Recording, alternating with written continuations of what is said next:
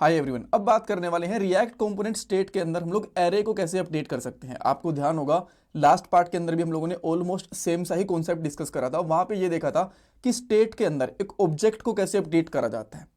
React state के लिए object और एरे ऑलमोस्ट सेम तरीके से बिहेव करते हैं। जैसे आप लोग ऑब्जेक्ट को अपडेट करते हो उसी तरीके से एरे को भी अपडेट करते हो, जो कि हम लोग इस पार्ट के अंदर देखने भी वाले हैं। और मैंने आपको लास्ट पार्ट में ये भी बताया था कि जब आप लोग कोई बेसिक डाटा टाइप लेते हो ना स्टेट के अंदर, जैसे कि कोई इंटीजर वैल्यू हो गई या फिर कोई स्ट्रिंग या फिर बुलियन वैल्यू हो गई, तो उसको अपडेट करना बहुत ईजी रहता है, उसमें कोई भी प्रॉब्लम नहीं आती। बट जब आप लोग एरे या फिर ऑब्जेक्ट लेते हो ना, तो थोड़ा सा ट्रिक यूज करना पड़ता है आपको, जो कि इस पार्ट के अंदर बहुत अच्छे से समझने वाले हैं। ऑलराइट, सो सबसे पहले हम लोग एक एरे लेंगे स्टेट के अंदर, देन जो एरे का डाटा रहेगा उसको यूआई के ऊपर डिस्प्ले करवाएंगे, देन उस एरे के डाटा को अपडेट करके देखेंगे। और अगर एक एरे के अंदर ऑब्जेक्ट है तो उसको कैसे ऑब्जेक्ट अपडेट कर सकते हैं वो भी डिस्कस करने वाले हैं। और लास्ट में कुछ इंपॉर्टेंट इंटरव्यू क्वेश्चंस भी देखेंगे। ये हमारे रिएक्ट जेएस 19 की प्लेलिस्ट है, जो आपकी डेफिनेटली हेल्प करने वाली है रिएक्ट जेएस की जॉब प्रोजेक्ट इंटरव्यूज में। सो पूरी प्लेलिस्ट देखना, लिंक मैंने डिस्क्रिप्शन बॉक्स में डाल दिया। ऑलराइट, सो अब हम लोग कोड पे चलते हैं। और यहाँ पे आप देख सकते हो कि हमारे पास app.jsx में एक बेसिक सा कोड लिखा हुआ है।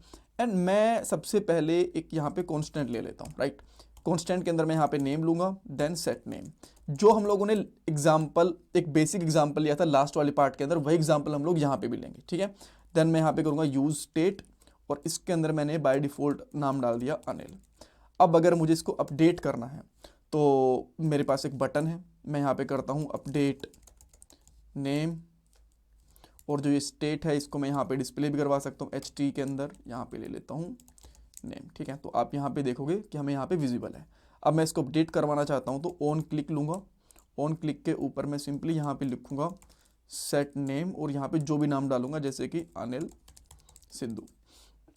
अपडेट करेंगे, प्रॉपरली अपडेट हो रहा है। सो अगर आप लोग कोई स्ट्रिंग वैल्यू लेते हो स्टेट के अंदर, इंटीजर वैल्यू लेते हो या फिर बुलियन वैल्यू लेते हो, तो उसको अपडेट करवाना बहुत ही ईजी रहता है। बट अब मैं ना आपको क्या करता हूँ, एक एरे लेके दिखाता हूँ। इसके अंदर मैंने लिया डेटा, और यहाँ पे करूँगा सेट डेटा, और इसके अंदर यूज स्टेट करूँगा मैं, और यहाँ पे ना एक एरे लेके कुछ नाम बनाता हूँ, नाम लेता हूँ मैं। जैसे कि सबसे पहले मैंने लिख दिया अनिल, देन सैम, देन फिर मैंने यहाँ पे लिया पीटर, इस तरीके से। और लेट्स से 3 नाम काफ़ी हैं अभी के लिए। ठीक है, सो मैं यहाँ पे क्या करता हूँ, इनको डिस्प्ले भी करवा देता हूँ एक मैप के साथ में। इस बटन की भी जरूरत नहीं है, इसको भी हटा दे रहा हूँ मैं एक बार के लिए। देन मैं यहाँ पे यूज़ करूँगा डेटा डॉट मैप, और देन हम लोग यहाँ पे एक आइटम ले लेंगे। आइटम लेने के बाद में यहाँ पे एक H3 टैग ले लेते हैं। इसके अंदर मैं यहाँ पे आइटम को डिस्प्ले करवा दूँगा इस तरीके से। अभी आपको यहाँ पे कंसोल में एरर भी दिखेगा। ओके, ये डिस्प्ले क्यों नहीं हुआ? डिस्प्ले इसलिए नहीं हुआ बिकॉज हम लोगों ने यहाँ पे आइटम लिया था और यहाँ पे आइटम्स ले लिया। अब आपको यहाँ पे तीनों नाम डिस्प्ले हो रहे हैं, और यहाँ पे एक एरर भी दिखेगा आपको, उसका मैं सोल्यूशन बताता हूँ। यूनिक करने के लिए आपको क्या करना पड़ेगा, की लगानी पड़ेगी। ये बहुत बार इंटरव्यूज़ में पूछा जाता है। अब की मैं आइटम लगा दूँ या फिर यहाँ से इंडेक्स निकाल लेता हूँ ना एक, देन मैं यहाँ पे एक आइटम इंडेक्स यूज़ कर लेता हूँ। ठीक है, सो आप यहाँ पे आओगे, इसको हटाओगे एक बार के लिए, तो आपको यहाँ पे कोई एरर नहीं दिखने वाला। परफेक्ट, बढ़िया। देन अब मैं चाहता क्या हूँ कि जो ये पीटर है ना थर्ड वाला, इसको मैं अपडेट कर दूं किसी अलग नाम से। ठीक है, सो लास्ट वैल्यू मुझे अपडेट करनी है, और मैं ताकि इसको अच्छे से अपडेट, चाहो तो बटन के क्लिक के ऊपर भी अपडेट करने की कोशिश कर सकते हो, बट मैं इनपुट फील्ड लेता हूँ, वो थोड़ा सा मुझे बेटर लगता है बिकॉज वहाँ पे हम लोग जैसे जैसे टाइप करते हैं जैसे जैसे अपडेट होती जाती हैं वैल्यूज। सो मैं यहाँ पे डालूंगा प्लेस होल्डर, और इसमें डालता हूँ एंटर लास्ट यूजर नेम। ठीक है, यहाँ पे डाल दिया। देन मैं यहाँ पे क्या करूँगा, एक ऑन क्लिक फंक्शन लूँगा, ऑन क्लिक इवेंट लूँगा, ऑन क्लिक नहीं ऑन चेंज इवेंट आएगा ना, ऑन चेंज इवेंट लूँगा। देन इसके ऊपर एक फंक्शन को कॉल करता हूँ। फंक्शन मेरे पास होना चाहिए, तो मैं फंक्शन यहाँ पे बना लेता हूँ कॉन्स्ट हैंडल यूज़र करके, और यहाँ पे हम लोग सिंपली लेंगे, पहले लॉग करवा लेता हूँ मैं वैल्यू को, लॉग में आएगा यहाँ पे नेम। ठीक है, देन मैं यहाँ पे हैंडल यूज़र करता हूँ, और इसके अंदर से इवेंट भी निकाल लेंगे। ई मैंने निकाल लिया, तो इसमें क्या डालेंगे, E dot target dot value. ये बहुत बार हम लोग कर चुके हैं, इसको एक्सप्लेन करने की जरूरत भी नहीं है मेरे हिसाब से। राइट, इस प्लेलिस्ट के अंदर भी। देन मैं यहाँ पे आके कुछ टाइप करता हूँ, जैसे मैंने यहाँ पे टाइप करा ब्रूस, तो मुझे यहाँ पे ब्रूस दिख रहा है परफेक्टली। अब मैं चाहता हूँ कि जो ये ब्रूस है ना, बस लास्ट की जगह यहाँ पे आ जाए, जैसे जैसे टाइप करता जाऊँ लास्ट वाला जो नाम है वो अपडेट होता जाए। कूल है, कोई दिक्कत नहीं है।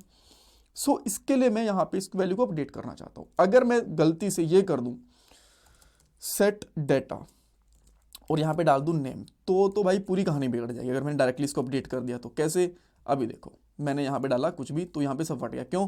क्योंकि पहले ये एरे था और मैंने डायरेक्टली नाम एंटर कर दिया, वो तो पॉसिबल ही नहीं है। और अगर मैं इस तरीके से लगा दूंगा यहाँ पे, ठीक है, कि मैंने एरे बना दिया, आप बोलोगे एरे बना दो, अगर यहाँ पे एरे नहीं है तो, जैसे मैंने यहाँ पे टाइप करा तो यही बस रह गया, बाकी सारे नाम गायब हो गई।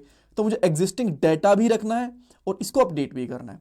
तो उस केस के लिए मुझे क्या करना पड़ेगा, मैं यहाँ पे सिंपली लिखता हूँ, इसको भी एक बार के लिए हटाता हूँ, मैं यहाँ पे करता हूँ डेटा, और डेटा के अंदर कौन सी वैल्यू अपडेट कर रहा हूँ मैं, लास्ट वाली, ठीक है। तो यहाँ पे लिखूंगा डेटा डॉट लेंथ -1, ठीक है, और बिकॉज लास्ट वाली वैल्यू अपडेट करनी है ना मुझे तो। और यहाँ पे मैं देन इसमें डाल दूंगा नेम, भाई इसके अंदर नेम चला जाए। अब मैं इसको लॉग करवाता हूँ कंसोल डॉट लॉग कि भाई डेटा प्रॉपरली अपडेट कर भी रहा है कि नहीं कर रहा। अब मैं इसको रिफ्रेश करता हूँ और मैंने यहाँ पे डाला ब्रूस। अब देखोगे लास्ट में यहाँ पे ब्रूस आ चुका है, ठीक है, पहले अनिल फिर सैम फिर ब्रूस, यहाँ पे अपडेट हो गया, बट इसको सेट स्टेट करवाना पड़ेगा। अब मैं सॉरी गाइस, सेट स्टेट करवाता हूँ यहाँ पे डेटा डाले, क्या ये काम करेगा? ना, बिल्कुल भी काम नहीं करेगा। करके दिखाता हूँ, यहाँ पे मैंने डाला ब्रूस, ये अपडेट ही नहीं हो रहा। स्टेट भी डाल दी फिर भी अपडेट नहीं हो रहा। ऐसा क्यों? बिकॉज जब भी आप लोग एरे या फिर ऑब्जेक्ट को अपडेट करने की कोशिश करते हैं ना स्टेट के अंदर, तो उसको एक न्यू कॉपी डालनी पड़ती है, अदरवाइज सेम एड्रेस रहता है, पहले वाला जो मेमोरी होती है ना उसका सेम एड्रेस रहता है, रेफरेंस की वजह से वो प्रॉपर्ली हो नहीं पाता। तो आपको क्या करना पड़ेगा, इस तरीके से एक एरे लो और इसको स्प्रेड कर दो तो एक न्यू एरे बन जाएगा। And now let's see the magic. यहाँ पे डालता हूँ ब्रूस एंड ये अपडेट हो रहा है, ठीक है। अब ये वाला है, अब मान लो मेरे पास यहाँ पे पहले से 3 यूजर है, मैं यहाँ पे डाल देता हूँ टोनी, डाल देता हूँ लास्ट, ठीक है। तो मेरे पास यहाँ पे टोनी है, अब लास्ट यूजर है, अगर मैं अब डालता हूँ यहाँ पे लेट्स से क्या डालूं, भास्कर, तो लास्ट वाला अपडेट हो रहा है, ठीक है। तो जो लास्ट अपडेट करना था वो हो रहा है प्रॉपरली, एंड आप देख सकते हो कि इस तरीके से हमें अपडेट करना पड़ेगा। Cool, perfect. ये तो हो गया एक एग्जांपल। अब मान लो आपके पास ये जो एरे है ना, ये नॉर्मल नहीं है, इसके ऑब्जेक्ट्स हैं। कैसे, मैं आपको दिखाता हूं। यहां पे लेता हूं मैं कॉन्स्ट डाटा डिटेल्स की, यहां पे डिटेल में है भाई डाटा, ठीक है।